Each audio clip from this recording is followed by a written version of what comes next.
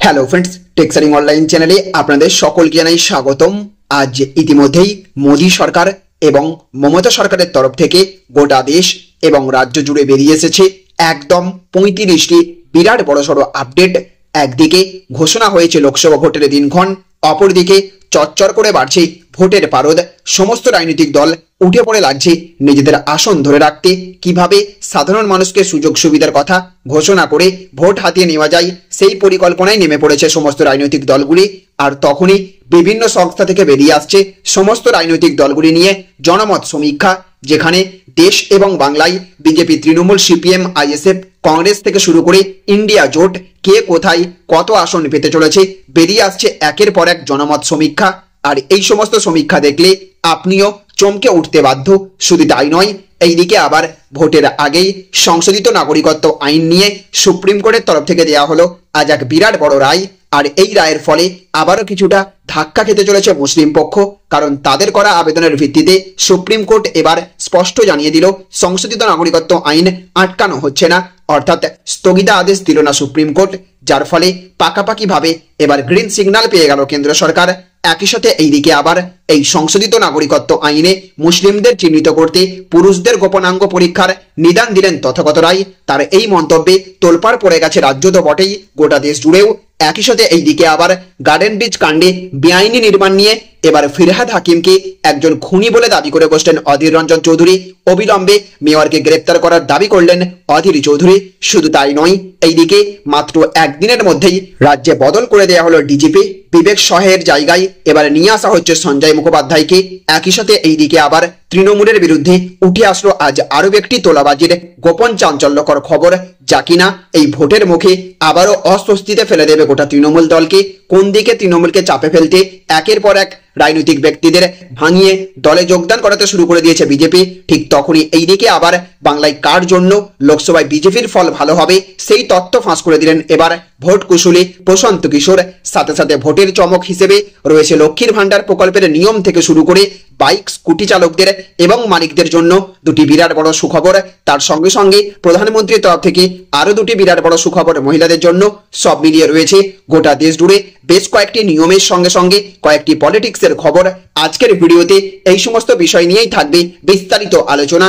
আর আলোচনা শুরু করার পূর্বে প্রথমেই আমরা চোখ রাখবো আজকের অতি গুরুত্বপূর্ণ বেশ কয়েকটি তাজা হেডলাইন্সের দিকে। তো দেখুন, আজকের হেডলাইন্সে বলা হচ্ছে কতটা সহজ আবকি বার 400 পার, দেশ এবং বাংলায় কত আসন পাবে বিজেপি তৃণমূল দেখব।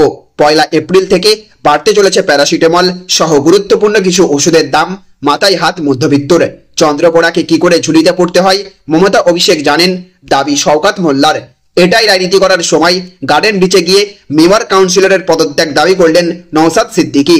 নাগরিকত্ব প্রদানে পুরুষদের গোপনাঙ্গ পরীক্ষার নিদান তথাগতর, জবাব দিল তৃণমূল। টিএমসি ফিরহাদ হাকিম একজন খুনি, গার্ডেন ব্রিজ কাণ্ডে মেয়রের গ্রেপ্তারির দাবিতে সরব অধীর। পড়াশোনা ছেড়ে বাধ্য হয়ে শিশু শ্রমিক, স্কুল ছুটের তালিকায় ভয়াবহ পরিসংখ্যান বাংলায়। বেআইনি নির্মাণ চক্রের মাফিয়া ফিরহাদ, এর সিডি এবং সিবিআই তদন্ত হোক।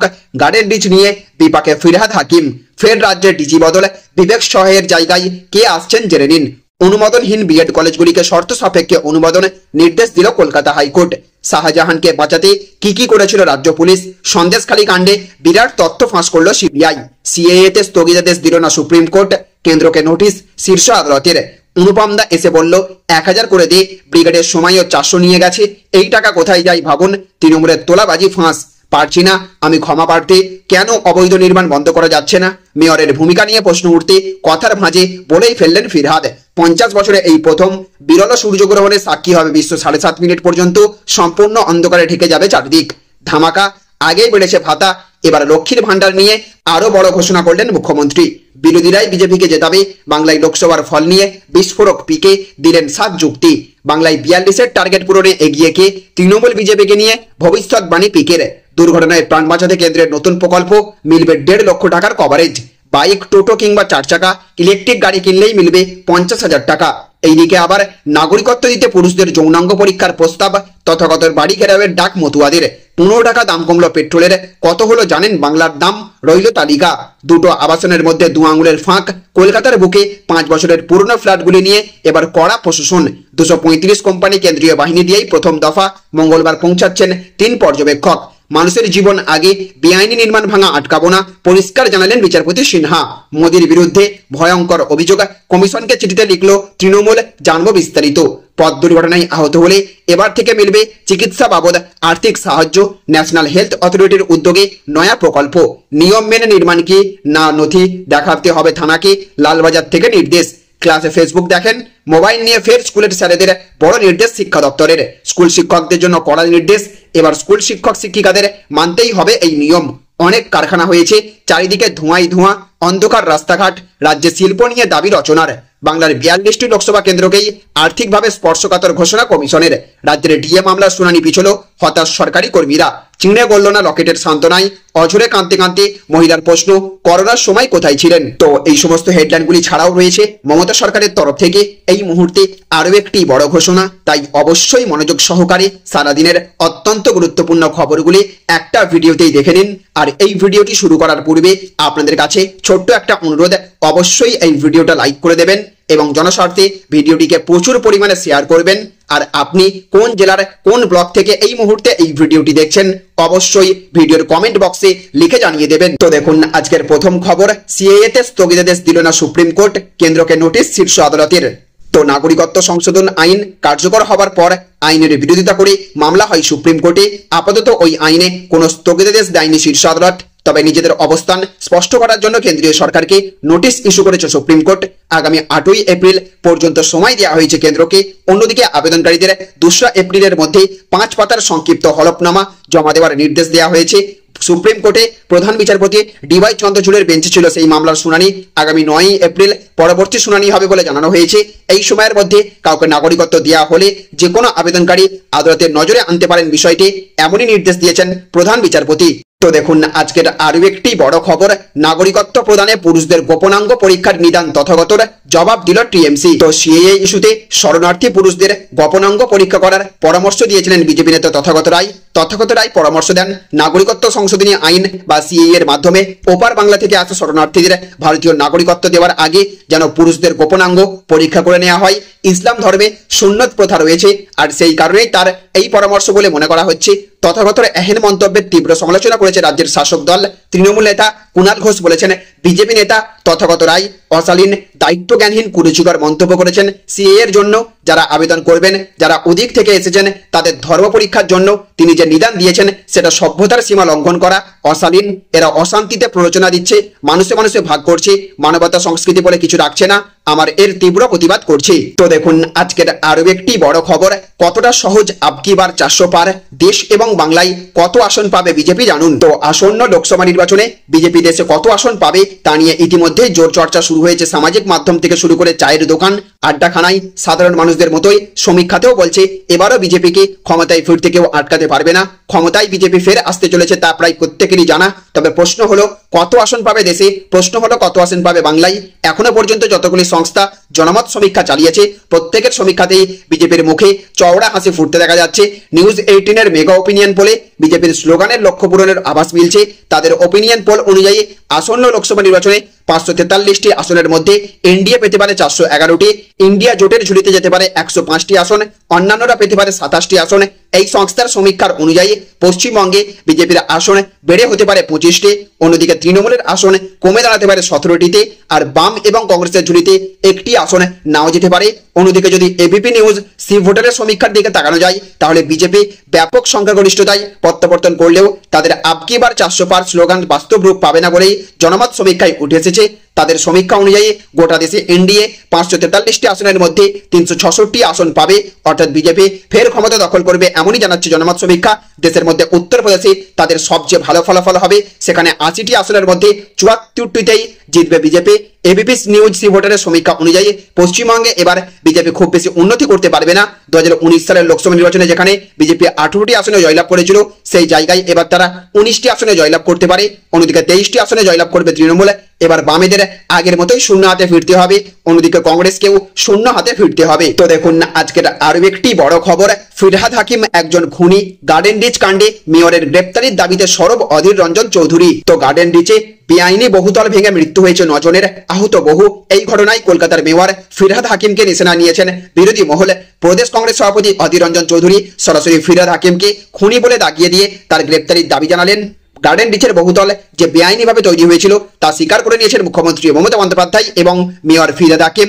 যদিও তৃণমূল কাউন্সিলর শামস ইকবালকে বাঁচানোর চেষ্টা করছেন মেয়র বলে অভিযোগ বিরোধীদের, কারণ কাউন্সিলর বলেছেন তিনি নাকি জানতেনই না যে তার এলাকায় বেআইনিভাবে নির্মাণ হচ্ছে। মেয়র তাকে সমর্থন করে বলেছেন এগুলো কাউন্সিলরের জানার কথা নয়, এটা ইঞ্জিনিয়ারদের জানার কথা, তাদের শোকজ করা হয়েছে। এদিকে ফিরহাদ হাকিম বলেছেন আমার এটা জানা ছিল না, আমি 800-র ওপর বাড়ি ভাঙার সিদ্ধান্ত নিয়েছি, 25টার বেশি বাড়ি গার্ডেন রিচে ভাঙা হয়েছে, এটা একটা সামাজিক ব্যাধি, আমি জানি না কিভাবে এটাকে দূর করা যাবে, আমরা চেষ্টায় আছি। এইদিকে আবার আজকের আরো একটি বড় খবর, ফের রাজ্যের ডিজি বদল, বিবেক সহায়ের জায়গায় কে আসছেন জেনে নিন। তো ফের রাজ্য পুলিশের ডিজি বদল, ডিজি বদলের সিদ্ধান্তের 24 ঘন্টার মধ্যে আবার রাজ্য পুলিশের ডিজি বদলের সিদ্ধান্ত ঘোষণা করলো নির্বাচন কমিশন। বিবেক সহায়ের নাম ঘোষণা করা হয়েছিল ডিজি পদে, এবার তার জায়গায় নিয়ে আসা হচ্ছে সঞ্জয় মুখোপাধ্যায়কে। রাজ্য পুলিশের ডিজি বদলের কথা ঘোষণা করেছিল নির্বাচন কমিশন, রাজীব কুমারের জায়গায় বিবেক সহায়কে রাজ্য পুলিশের ডিজি হিসেবে ঘোষণা করেছিল নির্বাচন কমিশন। কারণ রাজীব কুমারের সঙ্গে শাসক দলের ঘনিষ্ঠতা নিয়ে প্রশ্ন উঠেছিল, তার বিরুদ্ধে একাধিক অভিযোগ ছিল। এমনকি রাজ্য পুলিশের ডিজি রাজীব কুমারকে রেখে কিছুতেই লোকসভা ভোট করাতে রাজি ছিল না নির্বাচন কমিশন। তো দেখুন আজকের আরো একটি বড় খবর, অনুপম দা এসে বলল 100 করে দে, ব্রিগেডের সময় 400 নিয়ে গেছে, এই টাকা কোথায় যায় ভাবুন। তো শ্রমিকদের থেকে করা উপার্জনের টাকা নাকি দিতে হচ্ছে তৃণমূল নেতাকে। আইএনটিটিউসির ব্লক সভাপতির বিরুদ্ধে উঠল এমনই গুরুতর অভিযোগ। বিষয়টি প্রকাশ্যে আসতেই সরব তার দলেরই অপর তৃণমূল নেতা, আর জানিয়ে শুরু হয়েছে শোরগোল। যদিও অভিযোগ অস্বীকার করেছেন অভিযুক্ত। পশ্চিম মেদিনীপুর জেলার চন্দ্রকোনা 2 নম্বর ব্লকের রয়েছে 15টি কোল্ড স্টোর। চলতি মরশুমের এই সময়টাই হিমঘরে রাখা হয় আলু মজুতের কাজ, সেই জন্য প্রতিনিয়ত কোল্ড স্টোরে আলু লোড এবং আনলোডের কাজের জন্য প্রচুর শ্রমিক প্রতিনিয়ত কাজ করছেন অভিযোগ। আর সেই শ্রমিকদের থেকেই মাথাপিছু 100 টাকা করে চাওয়া হচ্ছে চলতি সময়ে। দাবি শ্রমিকদের। কার্তিক প্রামাণিক নামে এক শ্রমিক বলেছেন তৃণমূল সভাপতি এসেছিল, কখনো অনুপম দা আসেন, আমাদের বলল আপনারা কিছুই বোঝেন না শ্রমিক শ্রেণী, যেটা বলছে সেটা করুন। আগের বছর থেকে টাকা দিয়ে যাচ্ছে, এই বছর আমাদের বলছে ব্রিগেড যাওয়া হবে তাই 400 টাকা দিতে হবে। আগামী 20 তারিখের মধ্যে আবার টাকা চেয়েছেন, আর এই টাকা চাইছে আইএনটিটিউসির ব্লক তৃণমূল সভাপতি অনুপম ঘোষ ওরূপে পিন্টু। অপরদিকে এই নিয়ে সোচ্চার হয়েছেন ব্লক সভাপতি হিরেলাল ঘোষ, তিনি আবার একটি নির্দেশিকা জারি করেছেন, বলেছেন এই টাকা তোলা যাবে না। অভিযুক্ত তৃণমূল নেতা অনুপম ঘোষ বলেছেন আমি 1 বছর হলো দায়িত্বে পেয়েছি, খোঁজ করে দেখলে বুঝতে পারবেন কোথাও টাকা নেওয়া হয়নি। এদিকে আবার আজকের আরো একটি বড় খবর, মোদির বিরুদ্ধে ভয়ঙ্কর অভিযোগ, কমিশনকে চিঠিতে কি লিখলো তৃণমূল জানুন। তো তৃণমূল সাংসদ ডেরেক ওব্রায়েন প্রধানমন্ত্রী নরেন্দ্র মোদীর বিরুদ্ধে ভারতের নির্বাচন কমিশনে মডেল কোড অফ কন্ডাক্ট বা আদর্শ বিধি লঙ্ঘনের অভিযোগ দায়ের করেছেন। তার চিঠিতে ওব্রায়েন লিখেছেন এটা আমাদের নজরে এসেছে যে প্রধানমন্ত্রী শ্রী নরেন্দ্র মোদী 15ই মার্চ একটি চিঠি লিখেছেন যা আমার প্রিয় পরিবারের সদস্যকে সম্বোধন করা হয়েছে, যেখানে তিনি গত 1 দশকে বিজেপি নেতৃত্বাধীন কেন্দ্রীয় সরকার দ্বারা শুরু করা বিভিন্ন কর্মসূচি স্কিম তুলে ধরেছে। এই চিঠিটি হোয়াটসঅ্যাপের মাধ্যমে সারা দেশের বিভিন্ন নাগরিকের কাছে সরাসরি প্রচার করা হয়েছে। তো দেখুন আজকের আরো একটি বড় খবর, বাংলার 42টি লোকসভা কেন্দ্রকেই আর্থিকভাবে স্পর্শকাতর ঘোষণা কমিশনের। তো 2014 সালের লোকসভা নির্বাচনে বাংলা থেকে উদ্ধার হয়েছিল 18 কোটি 93 লক্ষ টাকা। 2016 সালের বিধানসভা নির্বাচনে সেটাই বেড়ে হয় 44 কোটি 33 লক্ষ টাকা। 2019 সালের লোকসভা নির্বাচনে বাংলা থেকে টাকা উদ্ধার হয়েছিল 118 কোটি 4 লক্ষ টাকা। এই অঙ্কটাই 2021 সালের বিধানসভা ভোটে বেড়ে হয় 300 কোটি 11 লক্ষ টাকা। আর তাতেই জাতীয় নির্বাচন কমিশনের মনে হয়েছে বাংলা আর্থিকভাবে স্পর্শকাতর, অতএব যেমন ভাবা তেমন কাজ। বাংলার 42টি লোকসভা কেন্দ্রকেই আর্থিকভাবে স্পর্শকাতর বলে ঘোষণা করে দিয়েছে কমিশন। গপ্প শুধু এখানেই থেকে থাকেনি, রাজ্যের 42টি কেন্দ্রের মধ্যে বেশ কয়েকটি আসনকে আবার আর্থিকভাবে অতি স্পর্শকাতর বলেও চিহ্নিত করেছে কমিশন। অর্থাৎ ওই কেন্দ্রগুলিতে কেন্দ্রীয় এজেন্সির বাড়তি নজর থাকবে। তবে এই বাড়তি নজরদারি নিয়ে রীতিমতো আপত্তি আছে পদ্ম শিবিরের, কেননা 19 লোকসভা নির্বাচন এবং 21 বিধানসভা নির্বাচনে বাংলার মাটিতে পদ্ম শিবিরের উত্থানের সঙ্গে টাকা উদ্ধারের যোগসূত্র খুঁজে পেয়েছে কমিশন।